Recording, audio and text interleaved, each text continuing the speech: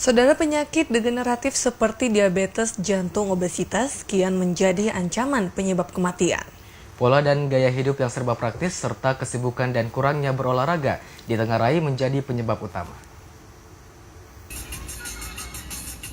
Penyakit degeneratif perlahan menjadi ancaman penyebab kematian yang cukup tinggi. Diabetes, obesitas, dan osteoporosis serta penyakit jantung kini menjadi ancaman.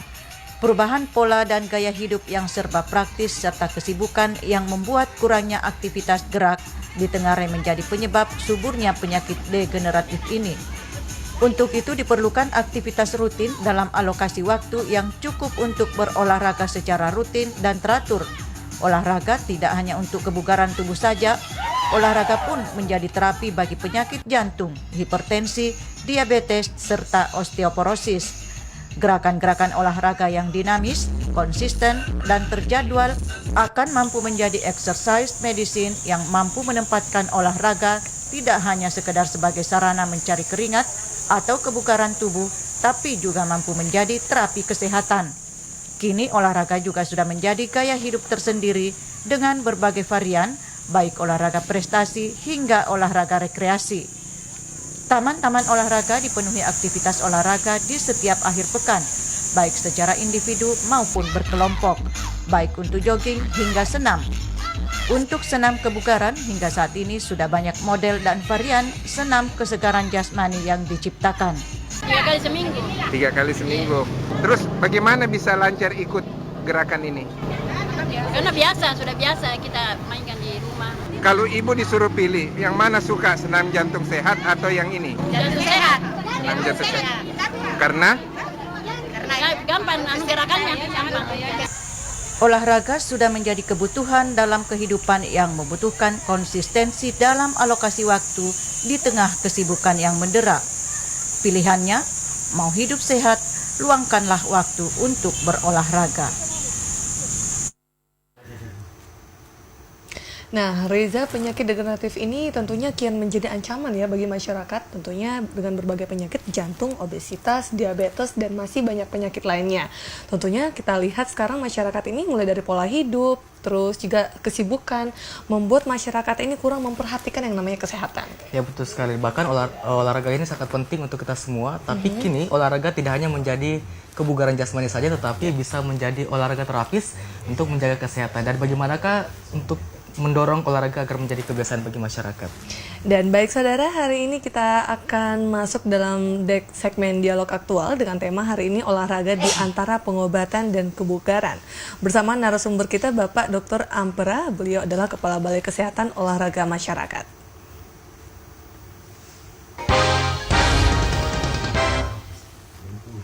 Ya, telah hadir di studio Bapak Dr. Ampera. Assalamualaikum Pak.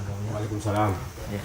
Pak, tadi dijelaskan di berita bahwa penyakit degeneratif ini bisa dicegah melalui olahraga. Sebenarnya apa yang membuat seperti itu Pak? Bagaimana olahraga akhirnya bisa menjadi terapis bagi penyakit degeneratif? Ya, jadi memang betul bahwa penyakit degeneratif ini merupakan sebuah ancaman yang serius terhadap kematian di masyarakat.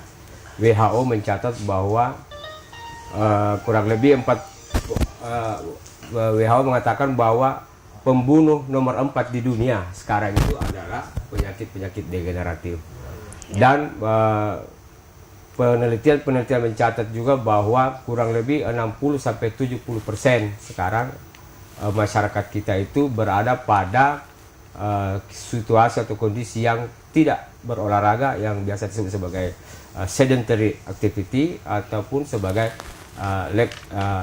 inactivity. Nah, dengan kondisi seperti sekarang ini, maka tentunya ancaman-ancaman ini bisa kembali diminimalisir dengan melakukan namanya sport medicine atau exercise medicine, di mana dengan melakukan olahraga yang baik, benar, terukur dan teratur dengan pola atau metode namanya FIT, fit itu adalah frekuensi, intensitas, tipe olahraga atau jenis olahraga dan time waktu yang tepat sehingga diharapkan bahwa olahraga kesehatan ini bisa menjadikan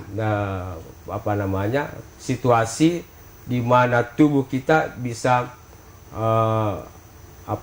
bisa memproduksi atau bisa mengantisipasi perlemakan dan lain sebagainya yang bisa menjadi ancaman sehingga bisa dikatakan sebagai sebuah alternatif terapi.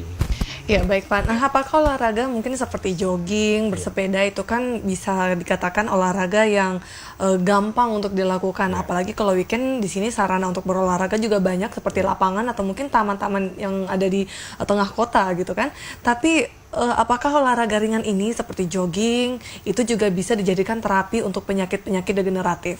Ya, justru memang kita mengharapkan bahwa jogging, sepeda, renang dan lain sebagainya itu termasuk olahraga aerobik, olahraga yang menggunakan oksigen di dalam melakukan aktivitas. Diharapkan bahwa dengan olahraga yang murah dan sederhana ini bisa kembali digiatkan di masyarakat sehingga mempunyai daya ungkit yang kuat untuk menciptakan masyarakat yang sehat dan bugar, masyarakat yang bisa hidup dengan kemampuan tubuh yang kuat untuk menghadapi berbagai pekerjaan dan lain sebagainya sehingga diharapkan mampu menjadi obat atau mampu menjadi terapi di dalam mengatasi penyakit-penyakit degeneratif. Kalau olahraga seperti apa Pak yang untuk olahraga terapi ini? Jenis olahraganya seperti apa ya? Ya, jadi hampir semua olahraga pada prinsipnya bisa dijadikan sebagai terapi.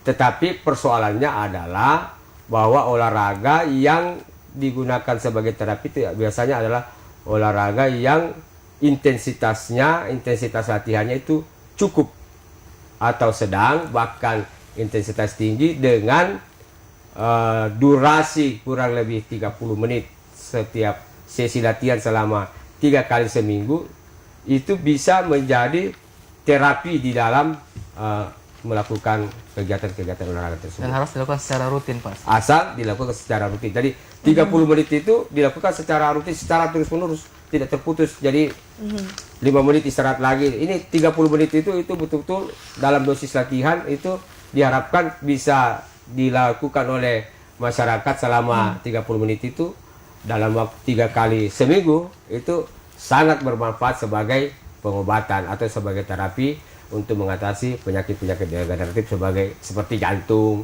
diabetes, hipertensi, osteoporosis dan lain sebagainya.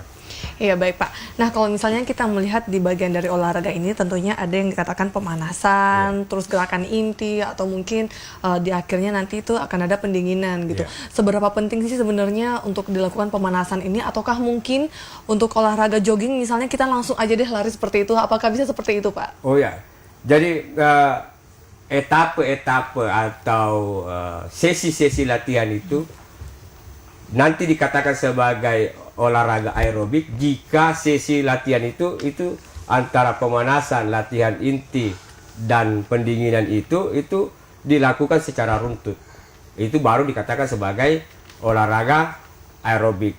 Beberapa pakar mengatakan bahwa jika salah satu di antaranya itu hilang, maka itu bukan olahraga aerobik. Nah, kenapa pemanasan itu penting? Karena pemanasan ini mempersiapkan tubuh, jantung dan otot serta tulang untuk menghadapi latihan yang lebih besar lagi atau lebih kuat lagi. Nah, sehingga pentingnya pemanasan ini itu sangat sangat penting karena jika tidak langsung melakukan pemanasan pada sesi latihan inti mudah terjadi misalnya katakanlah cedera tulang, cedera otot dan lain sebagainya karena tidak ada pemanasan yang cukup. Demikian juga pada sesi pendinginan. Nah, ketika misalnya pada sesi latihan inti di mana jantung begitu kencang berdebar, kemudian suhu tubuh yang meningkat, kemudian tidak ada proses pendinginan, itu bisa saja terjadi hal-hal yang tidak kita kehendaki, misalnya terjadi sakit kepala, pusing dan pingsan dan lain sebagainya karena tidak ada proses pendinginan. Nah, tujuannya pendinginan itu adalah segera mungkin menyesuaikan antara jantung yang berdebar kencang, suhu tubuh yang meningkat pada saat olahraga. Pada sesi pendinginan itu diupayakan untuk mencapai normal kembali sebelum pada sesi latihan. Berarti beresiko dong Pak kalau misalnya tidak ada Oh, iya. pemanasan dan pendinginan seperti itu. Harus, makanya saya katakan tadi bahwa dikatakan sebagai olahraga aerobik jika etape-etapenya itu runtut, mulai dari pemanasan, latihan inti, kemudian pendinginan, itu harus satu bagian yang tak terpisahkan. Nah, baik Pak, kalau misalnya tadi Bapak sempat menyebutkan bahwa sebaiknya olahraga itu dalam seminggu 3 kali dan dalam durasi 30 menit. Ya. Nah, untuk waktu yang tepat untuk berolahraga, kita melihat ada masyarakat yang kadang olahraganya pagi, ada juga yang melakukan jogging sore. Sebenarnya waktu yang paling tepat untuk terapi penyakit degeneratif ini apa Pak? Di waktu kapan? Ya, jadi kalau berbicara waktu olahraga itu menyesuaikan kepada kebiasaan yang dilakukan oleh setiap individu. Kalau dia terbiasa latihannya di pagi hari, ya dia pagi hari, atau di siang hari, atau di sore, bahkan di malam hari. Tetapi biasanya yang idealnya itu pagi dan sore hari. Nah, tapi secara keseluruhan saya ingin mengatakan bahwa waktu yang berolahraga yang tepat itu adalah pada situasi atau cuaca atau suhu yang tidak ekstrim, ya, tidak ekstrim artinya suhunya tidak terlalu panas dan suhunya tidak terlalu dingin, tetapi rata-rata berada pada suhu kamar. Nah, ini dimungkinkan untuk melakukan olahraga yang baik. Dan ingat, sekali lagi saya katakan bahwa olahraga yang baik itu adalah olahraga yang mencapai zona latihan, yaitu di mana denyut jantung maksimal itu untuk zona latihan itu adalah 220 dikurang umur dalam tahun dikali 60 sampai 70%. Nah, ini harus dicapai selama sesi latihan. Nah, jika ini tidak tercapai, maka praktis olahraganya tidak maksimal.